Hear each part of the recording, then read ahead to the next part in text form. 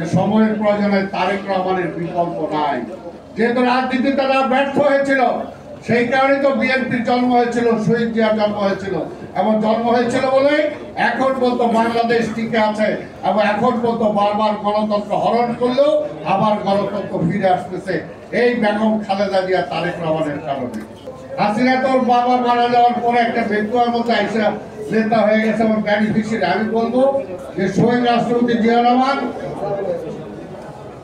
নিজের রাজনীতিবিদ ছিলেন না, কিন্তু একটা দেশপ্রেমিক ছিলেন।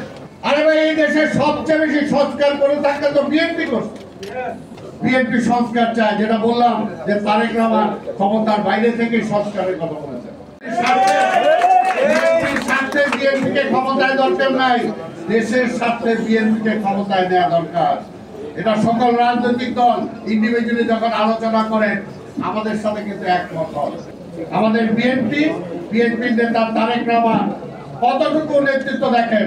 5ই আগস্টের পরে এই দেশে অনেক কিছু হয়ে যেতে পারে, কিন্তু তার ধৈর্য, তার নেতৃত্বশীল বক্তব্য, তার আচরণ, কথাবার্তা, তার মধ্যে দিয়ে কিন্তু জাতিটাকে তিনি থামায় রাখছেন এবং ঐক্যবদ্ধ রাখছেন।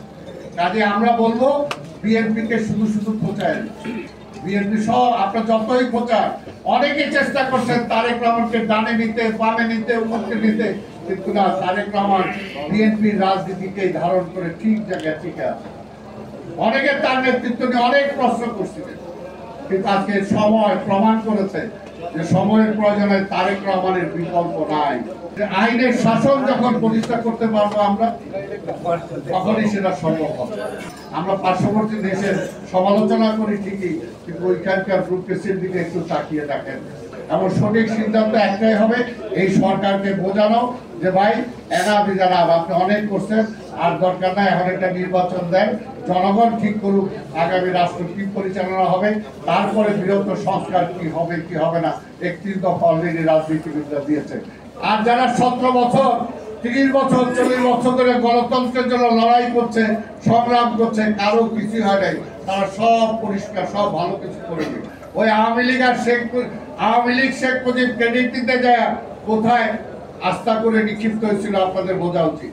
আজকে বিএনপির দোষ দেন, বিএনপির জন্ম হইল কেন?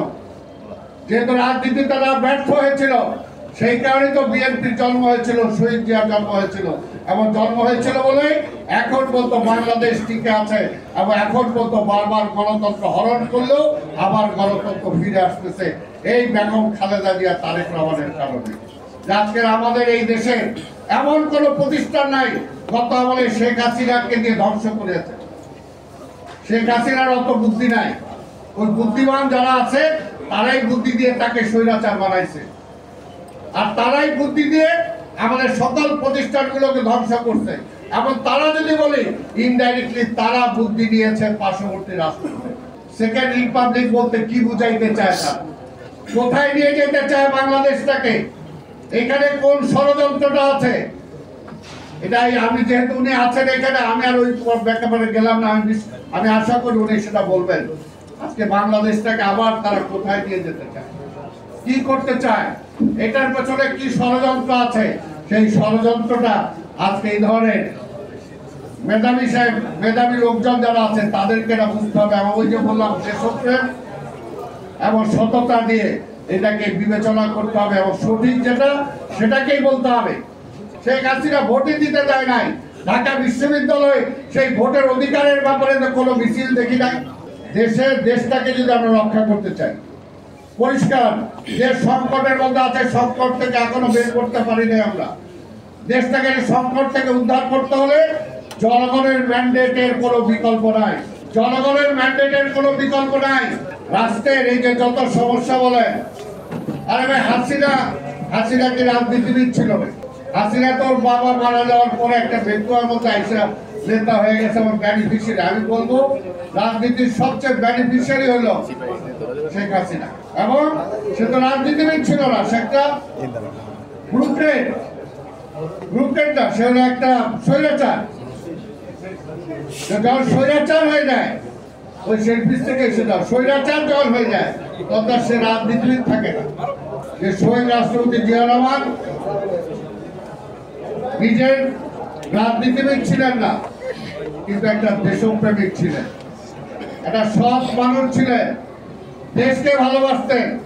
এই কারণে যখন সেই পাকিস্তানের আমলেই যখন বাংলাদেশের রাজনীতিবিদরা বাংলাদেশের মানুষ বৈষম্যের শিকার হতো, তখন সেখানেও সেটা প্রতিবাদ যে বাংলাদেশের মানুষের ভোটে যদি কারো ম্যান্ডেট দেওয়া হয় তাহলে সবচেয়ে 1 নম্বর ভোটটা পড়বে জিয়া রহমানের জন্য। কারণ যে বললাম তিনি দেশপ্রেমী ছিলেন, সৎ ছিলেন। এই মুহূর্তে নির্বাচন দিলে বিএনপি ক্ষমতা হিসাব করবে, বিএনপির ক্ষমতা আসতে দেওয়া যাবে না। কেন বিএনপির ক্ষমতা আসতে দেওয়া যাবে না? বিএনপি সংস্কার করবে না, বিএনপি সংস্কার করবে না। আরে ভাই, এই দেশে সবচেয়ে বেশি সংস্কার করে থাকলে তো বিএনপি করছে। শহীদ জিয়ার একজন মহান সংস্কারক বেগম খালেদা জিয়া, আজকে যে মহিলাদের আজকে পার্টিসিপেশনের কথা বলা হয়, শিক্ষার কথা বলা হয়, সেটা জনক হলো বেগম খালেদা জিয়া। বিএনপি কি করে নাই? বিএনপি ক্ষমতায় যেও সংস্কার করেছে, ক্ষমতার বাইরে থেকেও যেটা বললাম, শহীদ জিয়া সংস্কার করেছে, বেগম খালেদা জিয়া করেছে, এবং তারেক রহমানও সংস্কার চেয়েছে যখন দল ক্ষমতার বাইরে।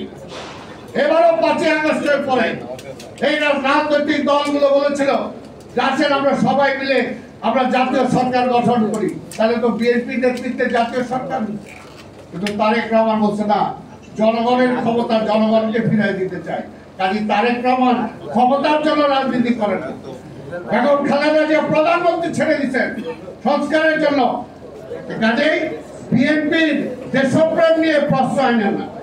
বিএনপি আওয়ামী লীগ একটা, বিএনপি সংস্কার চায়, যেটা বললাম যে তারেক রহমান ক্ষমতার বাইরে থেকে সংস্কারের কথা বলেছেন।